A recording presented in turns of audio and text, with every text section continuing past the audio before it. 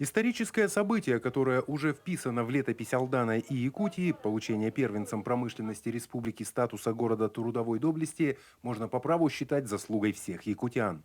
Инициативу алданцев поддержали по всей республике, и сегодня на торжественном мероприятии по данному случаю глава Якутии Айсен Николаев вручил мэру города Алдана Александру Бугаю соответствующий указ, подписанный президентом страны.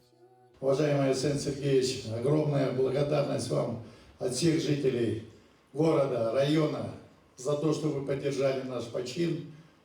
Это была кропотливая работа, но алданцы заслужили этого.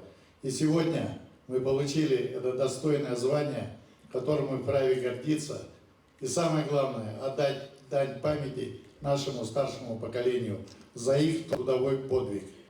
Перед началом торжественного собрания глава республики возложил цветы к обелиску тружеников тыла, который расположен на территории мемориального комплекса Победы.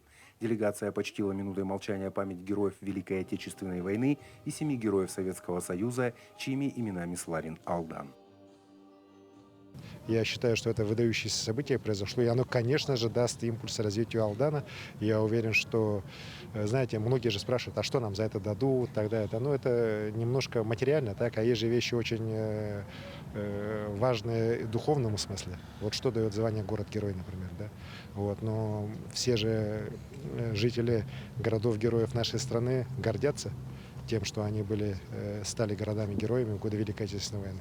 То же самое будет и с городами, уверен, трудовой доблести, потому что это те города, которые на самом деле, благодаря труду людей, которые в них жили, работали, была выкована наша великая победа в Великой Отечественной войне. В этот рабочий день состоялось еще одно радостное событие. Айсен Николаев ввел в строй спортивно-оздоровительный комплекс «Энергетик» с плавательным бассейном. В обновленном комплексе современные тренажерные и спортивные залы, новый инвентарь. Завершение реконструкции алданцы ждали 10 лет.